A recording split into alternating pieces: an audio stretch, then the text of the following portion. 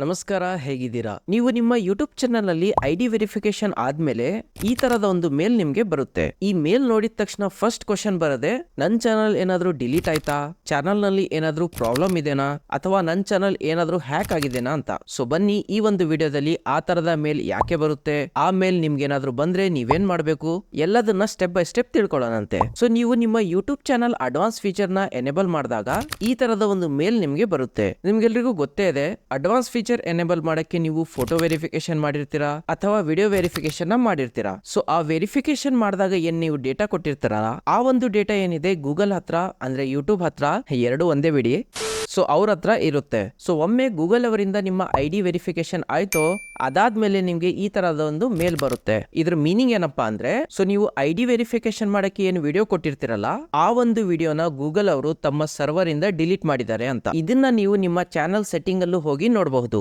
ಅದೇಗಂತ ತೋರಿಸ್ಬೇಕಾ? ಬನ್ನಿ, ನಿಮ್ಮ ಯೂಟ್ಯೂಬ್ ಸ್ಟುಡಿಯೋದಲ್ಲಿ ಹೋಗಿ ಇಲ್ಲಿ ಸೆಟ್ಟಿಂಗ್ ಅಲ್ಲಿ ಹೋದ್ರೆ ಚಾನೆಲ್ ನ ಫ್ಯೂಚರ್ ಎಲಿಜಿಬಿಲಿಟಿಯಲ್ಲಿ ಇಲ್ಲಿ ನೋಡಿ ಅಡ್ವಾನ್ಸ್ ಫೀಚರ್ ಎನೇಬಲ್ ಇದೆ. ಸೊ ಒಮ್ಮೆ ನಿಮ್ಮ ಅಡ್ವಾನ್ಸ್ ಫೀಚರ್ ಎನೇಬಲ್ ಆದ್ಮೇಲೆ ಒಂದೆರಡು ದಿನದಲ್ಲಿ ಈ ತರದ ಮೇಲ್ ನಿಮ್ಗೆ ಸಿಗುತ್ತೆ. ಇವನ್ ಇಲ್ಲಿ ನೀವು ಚಾನಲ್ ಹಿಸ್ಟ್ರಿಯಲ್ಲಿ ಸೇಮ್ ನೋಟಿಫಿಕೇಶನ್ ನೋಡಬಹುದು. ಸೊ ನಿಮ್ಗೂ ಕೂಡ ಈ ತರದ ಒಂದು ಮೇಲ್ ಬಂದಿದೆ ಅಥವಾ ಮುಂದೇನಾದ್ರೂ ಬಂದ್ರೆ ಏನು ಟೆನ್ಷನ್ ಮಾಡ್ಕೋಬೇಡಿ, ಇದೊಂಥರ ಫಾರ್ಮಾಲಿಟಿ ಮೇಲ್ ಅಷ್ಟೇನೆ. ನಿಮ್ಮ ಚಾನಲ್ ಸೇಫ್ ಇದೆ, ಅದರಲ್ಲಿ ಯಾವುದೇ ತರದ ಪ್ರಾಬ್ಲಮ್ ಇಲ್ಲ. ಇಂತಹದ ಇನ್ಫಾರ್ಮೇಟಿವ್ ವಿಡಿಯೋಗೆ ಚಾನಲ್ ನ ಸಬ್ಸ್ಕ್ರೈಬ್ ಮಾಡ್ಕೊಳ್ಳಿ. ಸಿಗೋಣ ಮುಂದಿನ ವಿಡಿಯೋದಲ್ಲಿ ಒಂದು ಹೊಸ ಇನ್ಫಾರ್ಮೇಟಿವ್ ವಿಡಿಯೋ ಜೊತೆ. ಅಲ್ಲಿಯವರೆಗೂ ಟೇಕ್ ಕೇರ್.